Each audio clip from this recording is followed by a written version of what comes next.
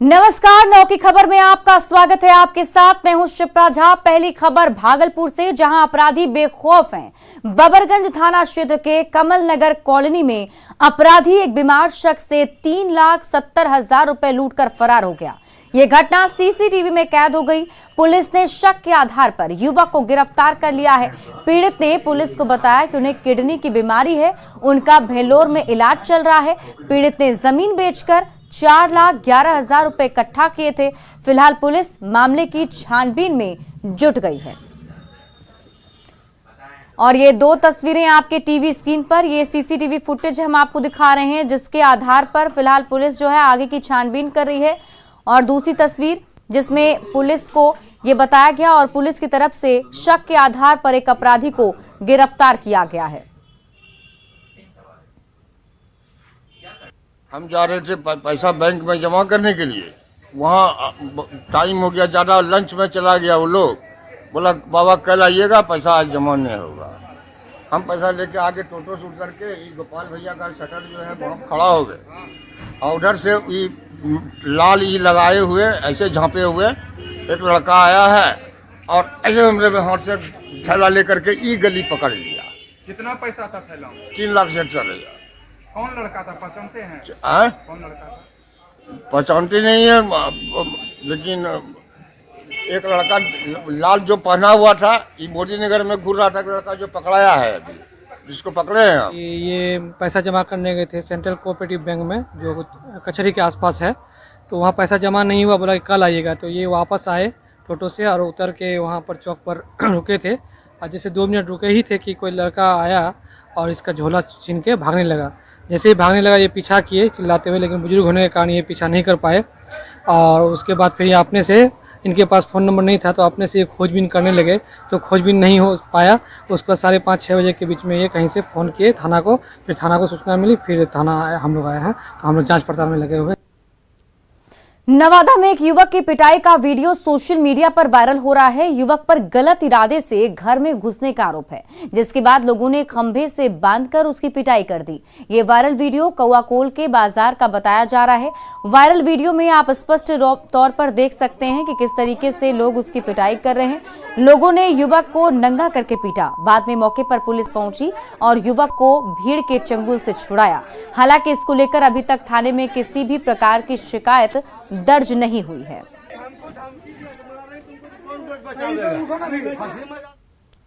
लेकिन इस मामले के सामने आने के बाद कई सारे ऐसे सवाल हैं जो उठ रहे हैं कि आखिर क्या भीड़ को युवक की पिटाई का हक है? जिस तरीके से बर्बरता पूर्वक तरीके से पिटाई की गई, तो क्या युवक की पिटाई का हक भीड़ को है?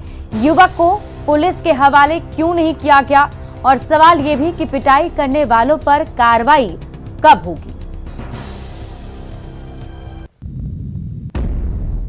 धनबाद में भी मूर्ति विसर्जन के दौरान दो पक्षों में जमकर मारपीट हुई, जिसमें आधा दर्जन लोग घायल हो गए। वहीं पुरानी रंजिश में मारपीट की बात कही जा रही है।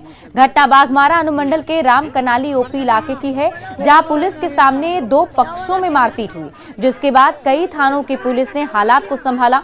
झारखंड में बीते दिन कई जिलों में सरस्वती पूजा विसर्जन के दौरान मारपीट की घटना के बाद कोडरमा, चतरा, हजारीबाग और गिरिडीह में अगले आदेश तक के लिए इंटरनेट सेवा को बंद कर दिया गया है।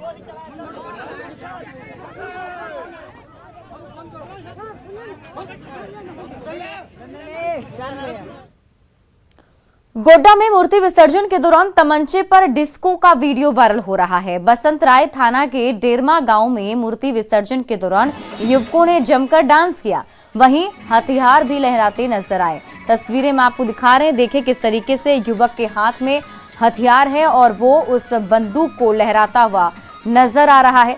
मूर्ति विसर्जन के दौरान ये जुलूस निकला था और इस जुलूस में सभी लोग नाच गा रहे थे, लेकिन इसी बीच तमंचे पर डिस्को भी हो रहा था। युवक के हाथ में जो आप तमंचा देख रहे हैं वो उसको लहरा रहा है।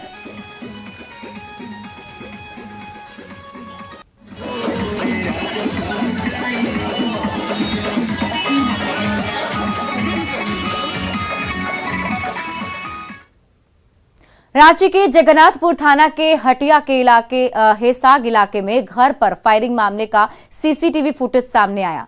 तस्वीर में आप साफ देख सकते हैं कि घर के दरवाजे और खिड़की पर निशाना साधकर ताबड़तोड़ फायरिंग की वारदात को अंजाम देकर अपराधी वहां से भाग निकलते हैं। अपराधियों ने 14 राउंड फायरिंग कर इलाके में दहशत फैला दी थी।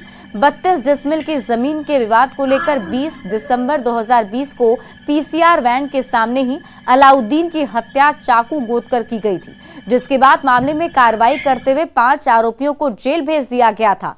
हालांकि कुछ महीने पहले ही आरोपी जमानत पर बाहर आए थे और उसके बाद से ही परिवार को धमकियां मिल रही थी। बहरहाल पुलिस 3 आरोपियों को हिरासत में लेकर पूछताछ कर रही है। कि हम लोग को धमकी भी दिया जा रहा था, जो 1 साल पहले हुआ था जमीन विवाद को लेके, चचा को मर्डर हुआ था। उसके बाद वहां से 5-6 लोगों को गिरफ्तार किया गया था, 22 लोगों का नाम दिया गया था। वो लोग बाहर ही थे, फिर उन लोग का बाहर बेल हो गया और जो लोग जेल में थे उन लोग का भी बेल हो गया। मात्र वहाँ पे 2 हैं, सिर्फ अभी 2 लोग वहाँ पे जेल में हैं, बाकी बात सबका बेल हो गया है। बेल होने के बाद अक्सर वो लोग हम लोग का घर वाले लोग से झगड़ा करते हैं, बात में झूठा केस जाते हैं थाना में दर्ज करने के लिए और फिर आते हैं, लड़ाई झगड़ा करते हैं, फिर धमकी दिया जाता है कि मर्डर करवा देंगे, ये करवा देंगे। उसने जामताड़ा से करीब 2000 किलोमीटर दूर स्थित माया नगरी में जाकर जुर्म की ऐसी दास्तान लिखी कि मुंबई पुलिस को उसे गिरफ्तार करने के लिए जामताड़ा आना पड़ा। जी हां, ये जुर्म की ये कहानी गैंगस्टर शहबाज अंसारी की है। जामताड़ा के गैंगस्टर का मुंबई से जुड़ा तार। माया नगरी में चलता था जुर्म का धंधा। काम की तलाश में गया था मुंबई और बन गया गैंगस्टर।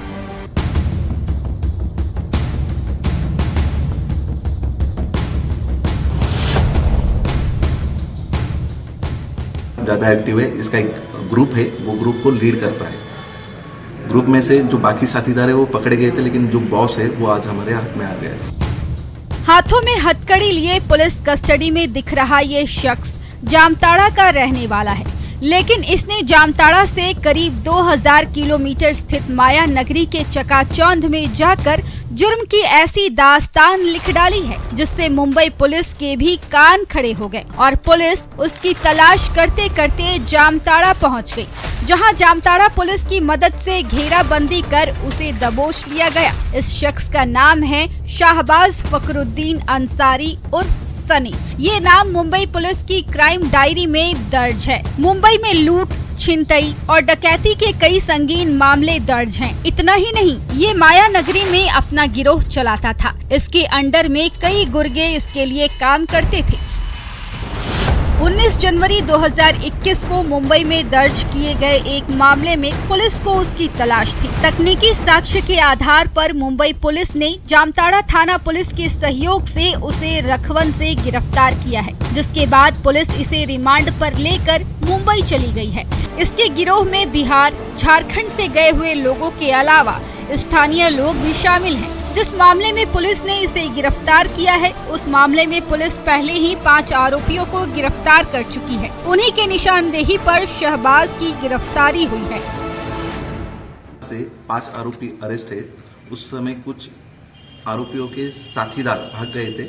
उसमें से एक आरोपी जो हमने टेक्निकल इन्वेस्टिगेशन किया, उसमें मालूम पड़ गया कि झारखंड के जामताड़ा में है।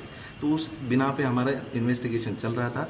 इन्वेस्टिगेशन के लिए हम लोग ने लोकल जो जामताड़ा पुलिस है, पुलिस स्टेशन है, वहाँ के हमारे संजय कुमार साहब का हमको बहुत बड़ा सहयोग मिला। उनके सहयोग से, उनके पुलिस थाना के स्टाफ की हेल्प से हम लोग ने, अक्यूज नाम है उसका शहबाज फकरुद्दीन अंसारी उर्फ सन्नी करके है, ये रहने वाला है जामताड़ा। इसको हमने आज ताबे में लिया है। इस पर महाराष्ट्र के ठाणे जिले के श्रीरायगढ़ थाने में आईपीसी की धारा 399, 402, 120 बी आर्म्स एक्ट के तहत मामला दर्ज है। श्रीरायगढ़ थाने में दर्ज कांड संख्या 20-21 मामले में पुलिस ने जब गिरफ्तारी शुरू की तो कई चौंकाने वाले साक्ष्य सामने आए। पुलिस ने इस मामले में पहले 5 आरोपियों को गिरफ्तार किया। जब सभी से सख्ती से पूछताछ की तो पता चला कि गैंग का सरगना शाहबाज फकरुद्दीन अंसारी उर्फ सनी है, जो जामताड़ा का रहने वाला है। उसके बाद पुलिस ने टेक्निकल टीम की मदद से जब उसका लोकेशन निकाला तो पता चला कि शहबाज जामताड़ा में छिप कर बैठा है, जिसके बाद मुंबई पुलिस की टीम जामताड़ा के लिए रवाना हो गई और उसे स्थानीय थाने की पुलिस की मदद से दबोच लिया।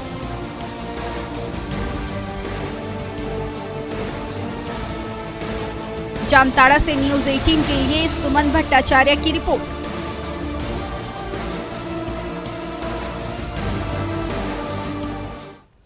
बिहार में ठंड का कहर अब भी जारी है। पिछले दिनों गया, छपरा समेत आधा दर्जन जिलों में कोल्ड डे की स्थिति रही।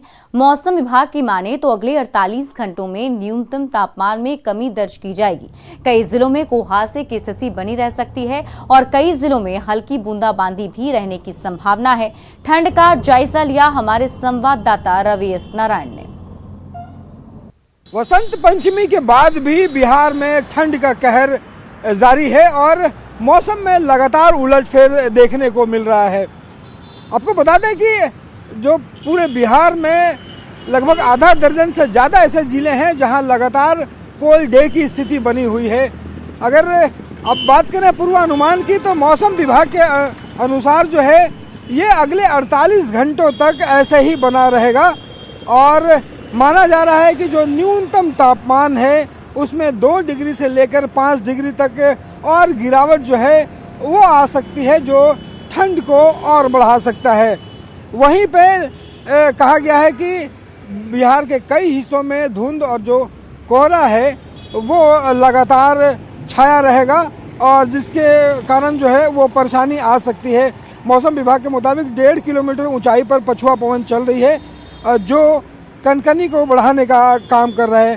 पिछले दिनों भागलपुर, गया, छपरा ये तमाम जो जिले हैं जहां पे कोल्ड डे की स्थिति रहा, लेकिन मौसम विभाग का कहना है कि 48 घंटों के बाद फिर से पुरवैया बहेगी तो उसके कारण जो है रात का जो तापमान है उसमें अचानक इजाफा हो सकता है।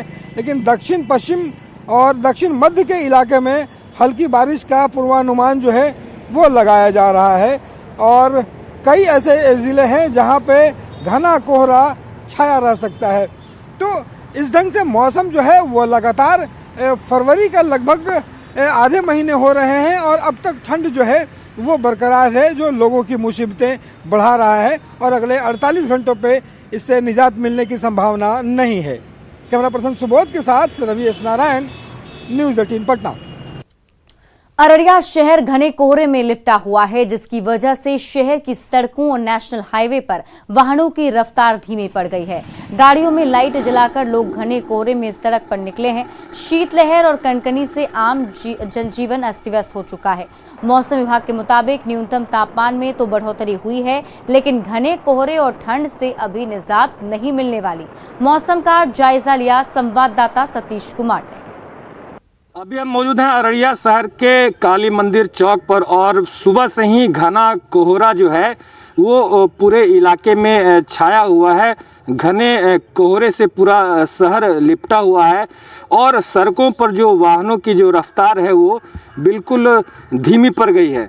ये बताइए कैसा यहाँ का मौसम है और काफ़ी ठंड? बहुत ज़्यादा ठंड है। अभी हम सुबह से मॉर्निंग वॉक पे निकले थे, तब से देख रहे हैं सड़क पे बहुत भयानक कुहासा है और विजिबिलिटी इतनी है जो बहुत 2 मीटर की दूरी पर गाड़ी नज़र नहीं आ रही। अगर लाइट नहीं जलावे तो बड़ा दुर्घटना हो सकता है और ठंड में कनकनी भी है और आए दिन हमको लग रहा है कि मौसम विभाग के पूर्वानुमान के अनुसार अभी 2-3 दिन कोहरा इसी तरह सुबह में बरकरार रहेगा।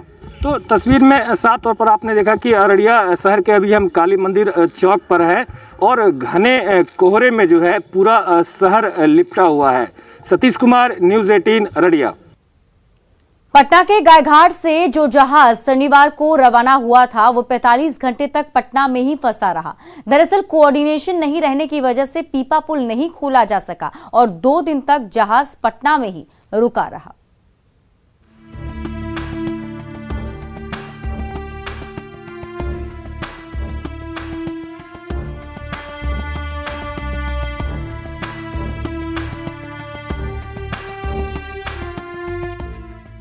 पीपा पुल के बीच से गुजरता ये जहाज एमवी लाल बहादुर शास्त्री है, जिसे भागलपुर, साहिबगंज, फरक्का और कोलकाता होते हुए बांग्लादेश के रास्ते गुवाहाटी जाना है। दूरी 1400 किलोमीटर की है। लेकिन महज 10 किलोमीटर चलने के बाद ही इस पर ब्रेक लग गया था। 45 घंटे तक ये जहाज पटना के कच्ची दरगाह के पास रुका रहा। वजह रही स्थानीय प्रशासन से कोऑर्डिनेशन नहीं रहना। दरअसल कार्गो जब रवाना हुआ तो रास्ते में गंगा पर बना पीपा पुल रुकावट बन गया। जब तक पीपा पुल खोला नहीं जाता जहाज रवाना नहीं हो सकता था। इस काम में 2 दिन लग गए और कार्गो जहाज पटना में ही रुका रहा। जहाज है, इसको केंद्रीय पतन, पोत परिवहन और जलमार्ग मंत्री सर्बानंद सोनोवाल ने गायघाट बंदरगाह से हरी झंडी दिखाकर शनिवार को रवाना किया था। राष्ट्रीय जलमार्ग संख्या 1 पर गंगा के रास्ते यह जहाज कोलकाता तक पहुंचेगा और वहां से राष्ट्रीय जलमार्ग संख्या 2 पर ब्रह्मपुत्र नदी के रास्ते जहाज को गुवाहाटी के पांडु बंदरगाह तक पहुंचना है। तो निश्चित तौर पर एक कोऑर्डिनेशन जो है वह नहीं होने की वजह से इस तरह की समस्या आई और जहाज को 45 घंटे तक यहाँ पर फंसे रहना पड़ा। सवाल यह है कि इतनी बड़ी लापरवाही आखिर कैसे हुई? कच्ची दरगाह में पीपा पुल पहले से है तो जहाज को रवाना करने से पहले इस पर ध्यान क्यों नहीं दिया गया? पटना से गुवाहाटी के बीच कई और पीपा पुल हैं। जहाज के गुजरने के लिए गंगा में पानी पर्याप्त है और सारी समस्या की वजह पीपा पुल का नहीं खुलना था। भारतीय अंतर्देशीय जलमार्ग प्राधिकरण के जो अधिकारी हैं उनकी मानो तो पटना से लेकर कोलकाता तक गंगा में जहाज के परिचालन के लिए पर्याप्त पानी भी उपलब्ध है। तकरीबन 2.5 मीटर पानी जो है वह उपलब्ध है और मार्ग में निर्धारित मानक से पानी ऊपर होने के कारण कोई परेशानी नहीं थी। लेकिन जो प्रॉब्लम आया वो पुल नहीं खोलने की वजह से आया। हालांकि अब आगे से इस तरह की समस्या नहीं हो, इसको लेकर लोकल एडमिनिस्ट्रेशन से कोऑर्डिनेशन किया गया है और देखना होगा आज जो ये प्रॉब्लम आया है इसके बाद आगे किस तरीके से लोकल एडमिनिस्ट्रेशन जो है वह हेल्प करता है। जो शिपिंग कंपनी है और जो बंदरगाह और जो दूसरे लाल बहादुर शास्त्री जहाज जो है उसके अधिकारियों को, जो चावल लदा जहाज है इसको केंद्रीय पतन, पोत परिवहन और जलमार्ग मंत्री सर्बानंद सोनोवाल ने गायघाट बंदरगाह से हरी झंडी दिखाकर शनिवार को रवाना किया था। 5 फरवरी को यह जहाज पटना के गायघाट बंदरगाह से रवाना हुआ था। राष्ट्रीय जलमार्ग 1 से ये जहाज कोलकाता जाएगा और फिर राष्ट्रीय जलमार्ग 2 से ब्रह्मपुत्र नदी के रास्ते गुवाहाटी के पांडु बंदरगाह इसे पहुंचना है। इस जहाज पर एफसीआई का 200 टन चावल लदा है, लेकिन शुरुआती दौर में आई परेशानी अधिकारियों के लिए